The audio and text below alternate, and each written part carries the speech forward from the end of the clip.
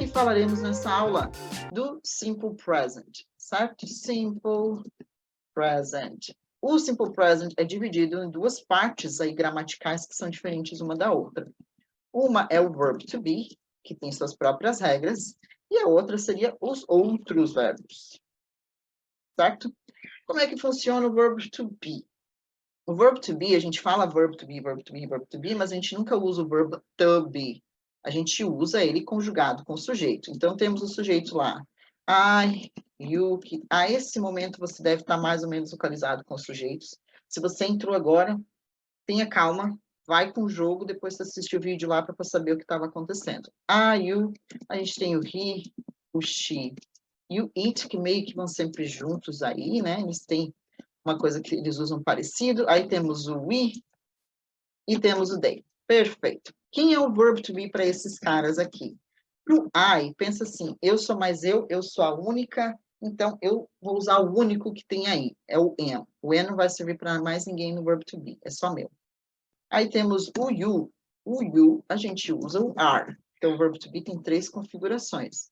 Am, are ou is, o que me leva ao he, she, it. Is. Temos o we, que é o are de novo, e o they, que é o are de novo. O que o verb to be significa? Ser ou estar. Eu sou, eu estou, você é, você está, né? Conjugação normal. Por isso que a gente fica aí na escola aprendendo isso por anos, porque ele tem duas traduções, ele tem dois significados. Então, eu poderia dizer assim, I am home, eu estou em casa, ou então eu poderia dizer, I am nice, eu sou legal. Or I'm confused, vamos botar assim, estou ou eu sou, não, eu estou, I am beautiful. Pronto. Eu sou linda, beautiful, bonita. Então, ele tem dois significados aí. Valeria a mesma coisa para o outro. Ops. Valeria a mesma coisa aí para todos eles, né? You are nice, you are home. He is nice, he's home, we are home. We are nice, we are home. They are nice, they are home. Porém, quando a gente fala daí do I am, quando você falar com o nativo, ele vai te dizer assim, I'm nice. Ele vai tirar esse A. A gente também tenta cortar as palavras no português. Quando eu falo I am, eu abro minha boca duas vezes, porque tem duas sílabas. Quando eu digo I'm, é uma vez só. Então, encurta aí o processo da fala. I'm nice. Pronto. O you também podemos fazer isso. Eu cortaria ali e colocaria you're nice. You're nice. Tá vendo como o som muda um pouco? Aqui também podemos fazer com he, she, it. She's nice. He's nice. It's nice. Mesma coisa com we.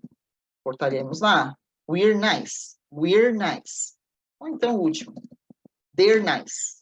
They're nice. Tá vendo? Ele meio que emenda aí, né? Perfeito. Vamos então fazer agora frases negativas. Quando eu faço uma frase negativa com o verb to be, a gente tem o seguinte. I am, eu coloco o not lá. Ups. I am not okay. Eu não tô bem, right? I am not okay. O not vem depois do verb to be. Se eu for falar de she, é she is, temos o not de novo, ok. Se eu falar do you are not ok. Todos eles seguem aí a mesma regra, basicamente. O not vai aparecer. Porém, com o is, eu consigo juntar ele, que nem eu fiz lá quando eu falei she's nice, eu faço assim no negativo. She isn't okay. Então, eu misturo esses dois ali, para ficar mais fácil de a gente falar. Com are também. You aren't okay. You aren't okay. Mas aqui não. Aqui o am not eu misturo, porque olha só como ficaria estranho. I'm not, não sei. Não dá. Esse a gente deixa dessa forma. Se eu fosse fazer, então, agora, vamos dizer uma pergunta. Vamos tirar todos os negativos aqui, não quero mais eles. Ops, esse eu podia ter deixado. You are okay, she is okay. Quando a gente faz uma pergunta no verb to be, o verb to be, já que ele se mistura com not, ele é um cara forte que carrega o not, ele também aí faz yoga e ele é super flexível, ele simplesmente dá um pulo para antes do sujeito. Então, eu pegaria esse am aqui e colocaria para antes do sujeito. Am I okay? Pronto. Right? Pegaria o she daqui, o is daqui. Então, ficaria is she okay?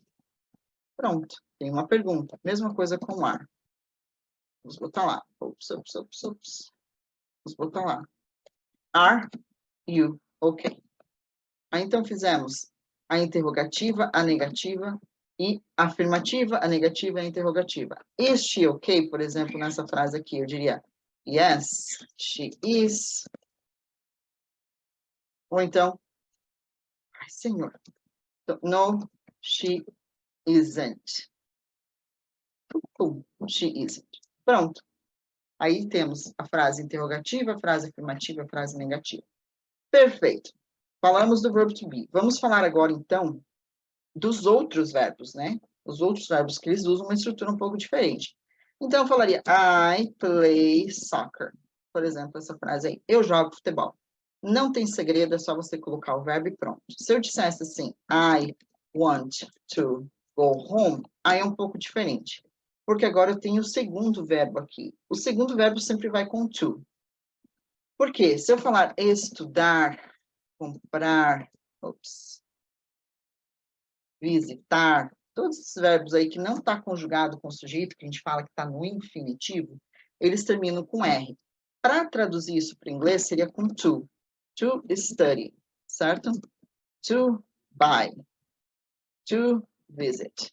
Isso quer dizer que ele não está conjugado com o sujeito. Eu não falo assim, por exemplo, eu estudar, né? Opa, ficou errado ali. Eu estudar. Eu não digo isso no inglês. Eu digo eu estudo. Ela estuda, nós estudamos, então o verbo muda. Mesma coisa no inglês, não poderia dizer assim, I to study. Eu tiro esse to porque eu estou conjugando ele com o sujeito. I study. Então lá, quando eu falo I want, eu quero. Agora o próximo está dizendo ir.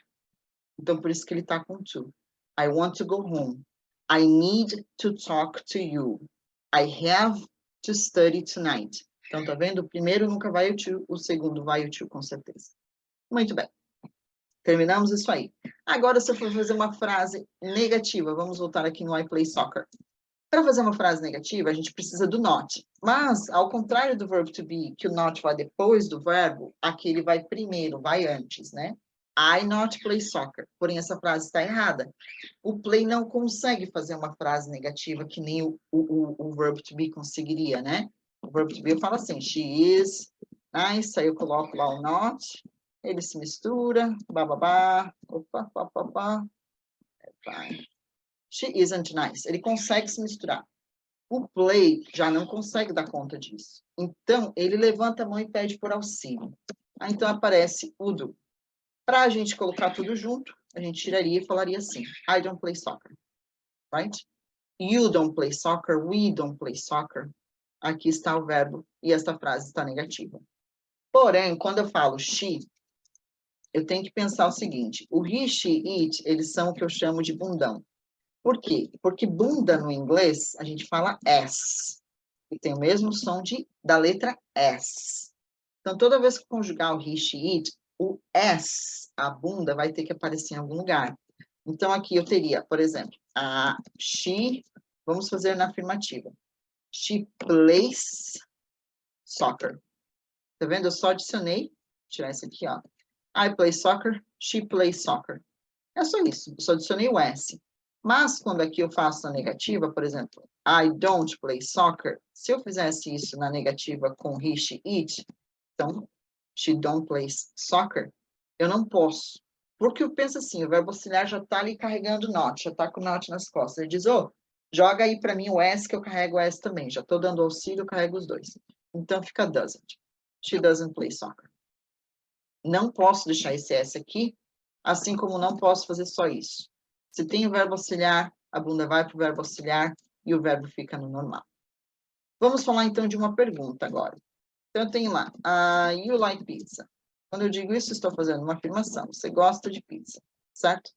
Se eu quero transformar isso numa frase, uma interrogação, lembra que o verbo to be, quando eu digo assim, she is nice, o is passa lá para antes e fica is she nice? O like não consegue fazer isso, não tem essa flexibilidade de pular lá para trás e dizer like you pizza. Então, ele levanta a mão e pede por auxílio. E então, vem o verbo auxiliar lá. Do you like pizza? Pronto. Qual que é o papel do do aqui? Ele não tem tradução nenhuma. Ele só está me dizendo, pergunta, você gosta de pizza? Certo? Aí eu teria, desculpa, gente, eu tenho um pássaro aqui que tá me enchendo o saco. Do you like pizza? Né? Aí eu falei, yes, I do. Ou então a gente já viu como fazer uma frase negativa, no, I don't, certo? Por que aqui eu não falo yes, I like? Porque dentro da estrutura gramatical do inglês, eu não posso deixar um verbo perdido ali. Quando você fala do you like pizza, eu falo yes, I like. Aí você vai dizer like o quê? Tipo, eu não sei o que você está falando. Entende? Eu preciso dizer do que você gosta. Aí eu teria que dizer yes, I like pizza. Fazer a frase toda. Então pensa assim, o que está na pergunta, do you like pizza? Yes, I do. Pergunta, resposta. Simples assim. E aqui numa negativa. Vamos falar então do she. Então temos o she, likes, lembra que é bundão, pizza. Se eu for fazer uma pergunta, o like não consegue fazer frase interrogativa, levanta a mão e pede por auxílio. Então quem que aparece aqui? O do. Mas lembra que o verbo auxiliar carrega o S. Does she like pizza? Isso é uma frase interrogativa. Falou, gente? Até mais.